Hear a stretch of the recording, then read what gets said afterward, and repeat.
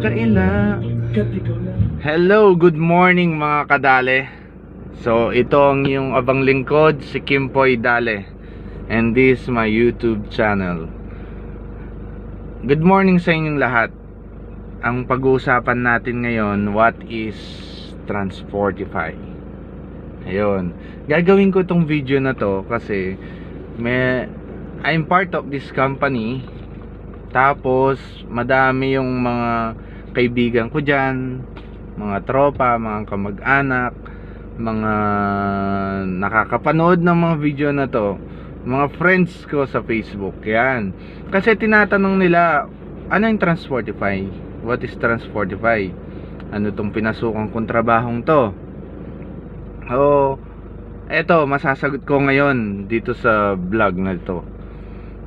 Una, ano ang Transportify? Ang Transportify is parang Grab. Ang Grab kasi, ang sinasakay is tao. Dito sa Transportify, ang sinasakay ay gamit. For example, nag-book ka ng destination for pickup. Tapos ang sa Grab, tao ang sasakay mo. Sa amin, mga gamit. Then ganun din kung saan ang destination ng drop mo, ganun din idadrop namin kung saan yung dropping point ng mga gamit. Ayun, yun ang Transportify. So dito, mga ka-tie up namin is like SM Appliances. Yan, yung mga biggest company din, yung mga Abenson. Kunwari diba, bibili kayo ng mga gamit, ng mga televisions, mga electronic devices, washing machines, mga TV, yan. Kami nagdi-deliver ng mga yon. So, ang Transportify is clear na, sana mga kaibigan, mga kakosa, mga kadale. Tapos, paano ba mag-join dito sa Transportify? Bilang ako nakapag-join na based on my own experience. Ito nga pala ang service ko.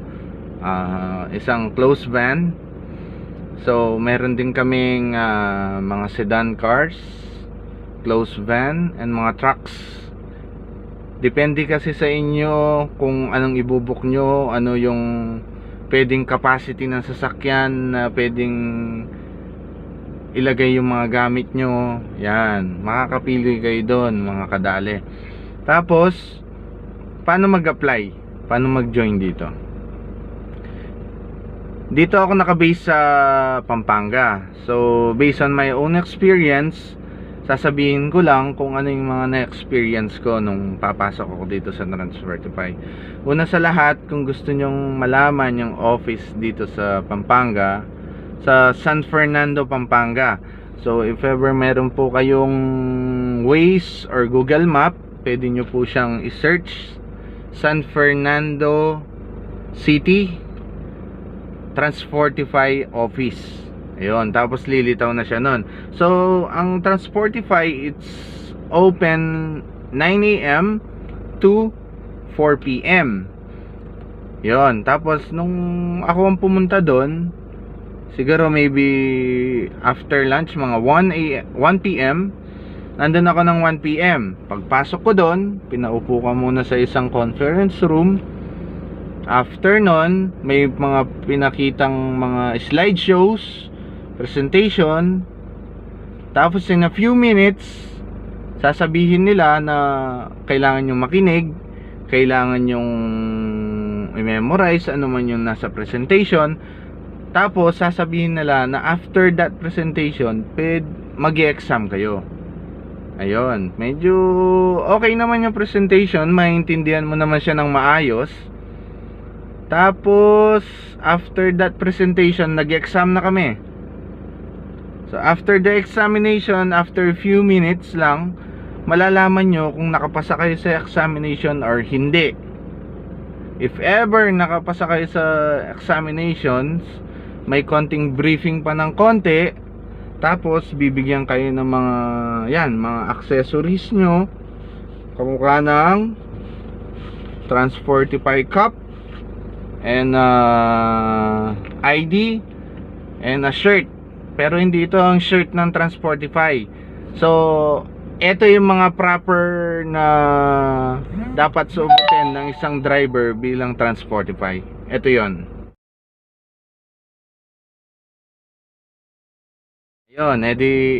Ayun, edi nakita nyo yung mga proper na uniform bilang Transportify.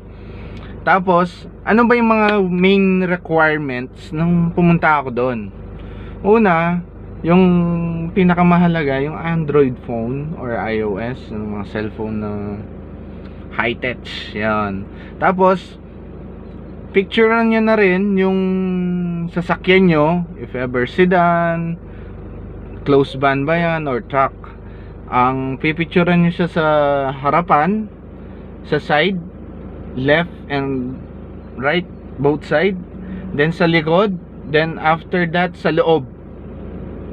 Okay mga guys. Tapos after ng Android phone, eto ORCR ng sasakyan. So eto, may nagtatanong din, paano pag hindi sa akin nakapangalan yung sasakyan?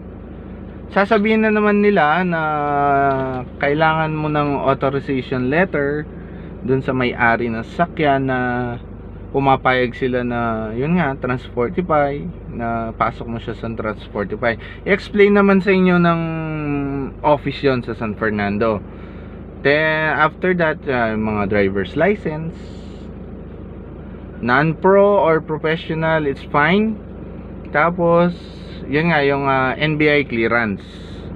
Ayun, eto pa, yung TIN number. If ever may TIN number kayo, kailangan yon mga guys, mga kadali. Kailangan ng mga TIN number.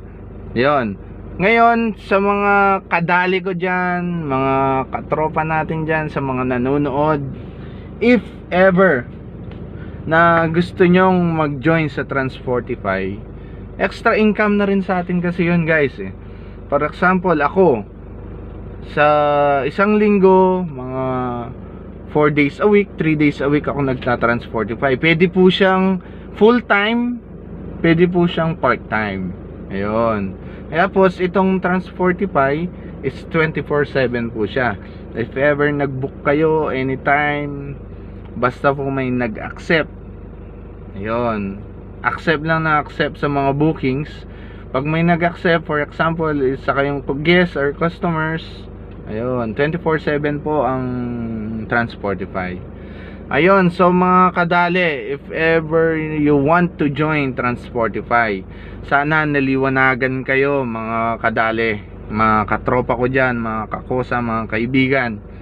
Kung naliwanagan kayo or may question pa kayo sa Transportify, yung ang Facebook account ko or dito sa comment na to, pwede kayong mag-comment sa video na to para masagot ko yung mga ibang question pa ninyo. Ayun, sana mga kadali na sagot ko yung mga dapat sagutin. That's all for today mga kadali. Ayun, sana please like and subscribe sa aking YouTube channel. Abangan nyo pa yung mga iba ko pang i-upload na mga videos, mga vlogs na gagawin ko. So please like and subscribe, and kita-kits lagi tayo sa mga upload kong video. Mr. Worldwide, dale. Paalam and God bless to all of you guys.